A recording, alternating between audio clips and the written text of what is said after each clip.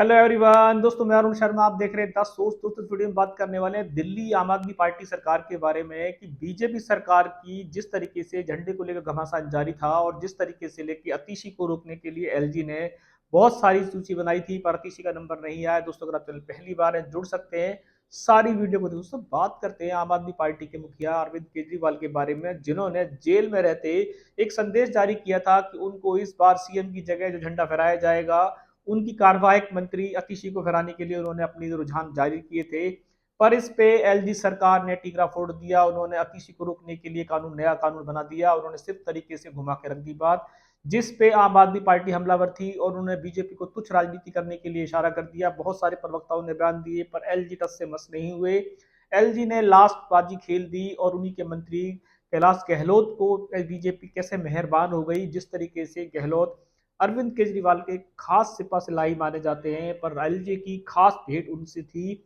जिस तरीके से एक एलजी मानने को राजी नहीं थे और बीच में आ रहा था कि रक्षा मंत्रालय से भी झंडा फहराया जा सकता है, पर बीचों बीच एलजी ने जो पारी खेली उसमें अतीशी का नाम नहीं था और किसी नेता का नाम नहीं था। गहलोत को बीजेपी ने और एलजी ने जो समर्थन दिया, उससे झंडा दिल्ली में फहराया जा चुका। इस पे सुनीता केजरीवाल ने सीएम आवास पर झंडा ना फहराने के लिए इस आजादी को झूठी आजादी बताया है। उन्होंने कहा देश आज भी गुलाम है, पहले अंग्रेजों के पास गुलाम था, आज मोदी सरकार के पास गुलाम है। झूठी आजादी के लिए उन्होंने बहुत सारे बयान दिए। उन्होंने कहा कि सीएम रहते हुए सीएम आवास पर झंडा फहराने की परमिशन ना देना सबसे बड़ी गुलामी की बात है, जिसको अतिशी ने और सुनीता केजरीवाल ने बीजेपी पर जमकर भड़ास निकाली और बीजेपी अपनी कानों में रुई लगा के बैठी रही। पर इसी के चलते एलजी की बात करें, गवर्नर की बात करें, तो उन्होंने गहलोत को परमिशन दे दी और झंडा फहरा दिया गया। अब इससे आम आदमी पार्टी में खुशबुसाहट जारी हो गई कि जहां अतिशी को परमिशन मिलनी चाहिए थी, जहां सुनीता केजरीवाल को परमिशन मिलनी चाहिए थी, वहां रातों रात एलजी का जो ध्यान भटका वो गहलोत के ऊपर क्यों भटका? क्या गहलोत बीजेपी में जाने की तैयारी कर रहे हैं? और जिस तरीके के शुभ घाट जारी है, अब बीजेपी और आम आदमी पार्टी में एक तरीके से खानापूछ जारी हो चुकी है कि कहीं गहलोत को जिस तरीके से ने बीजेपी ने परमिशन दी है, वो अपने आप में नया मुद्दा बन गया है कि बीजेपी ने जब एलजी ने जिस तरीके से नया कानून बना के रख दिया कि वो सीएम आवास झंडा नहीं फहराने देंगे, अतिशी को झंडा नहीं फहराने देंगे, रातों रात मन बदला और बदला भी आम आदमी पार्टी के गहलोत के लिए, जिसपे बीजेपी की और देखा जाए तो एलजी की खास मेहर हुई और उन्होंने झंडा फहराया कि जिन्होंने सोचा नहीं था झंडा उन्होंने फहराया। जो सोच के चल रहे थे झंडा उनके हाथ से फहराने का अधिकार छीन लिया, जिसपे आम आदमी पार्टी गिरती नजर आई।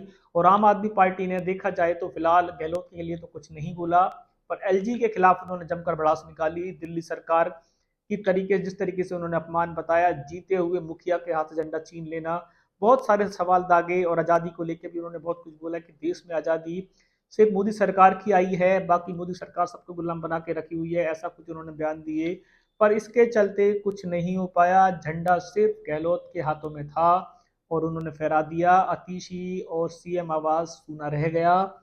सुनीता केजरीवाल हाथ बलते रह गई, कुछ नहीं कर पाई। केजरीवाल की रिहाई पे रोक लग चुकी है, फैसला सुरक्षित है, मनीष सिसोदिया बाहर है। अब आम आदमी पार्टी झंडा फहराने से तो गई, क्या दिल्ली में दोबारा से सरकार बनाने में कामयाब होगी? क्योंकि विधानसभा चुनाव तक उम्मीदें जताई जा रही थी कि शायद अरविंद केजरीवाल की जमानत हो जाएगी, पर ऐसा दूर दूर तक नजर नहीं आ रहा। जिस तरीके से मनीष सिसोदिया की जमानत हुई थी, उस पर अरविंद केजरीवाल ने तुरंत पिटीशन डाल दी कि अगर उसकी जमानत हो सकती है तो मेरी भी हो जानी चाहिए, पर ऐसा सुप्रीम कोर्ट ने नहीं माना। उन्होंने नए कारणों का हवाला देते हुए अरविंद केजरीवाल की सभी पिटीशन को अभी होल्ड कर दिया है। क्या अरविंद केजरीवाल सरकार के मुखिया बन पाएंगे? क्या अरविंद केजरीवाल विधानसभा से पहले सरकार के लिए कुछ जुटा पाएंगे? क्या अरविंद केजरीवाल के पास आरोप और बढ़ते जाएंगे? बहुत सारा मंथन है, पर फिलहाल झंडे को लेकर जो दिल्ली में सियासत थी वो होती रही और इसी बीचों बीच आम आदमी पार्टी के ही नेता ने झंडा फहरा दिया, जिसको एलजी की खास विशेष कृपा रही, जिसके चलते उनको परमिशन मिली। अतीशी, सौरभ भारद्वाज, सुनीता केजरीवाल, अन्य पे एलजी ने कड़े रुख अपनाए हुए थे, फिर भी सुनीता केजरीवाल ने अपनी भड़ास निकाली और एलजी को घेरा है।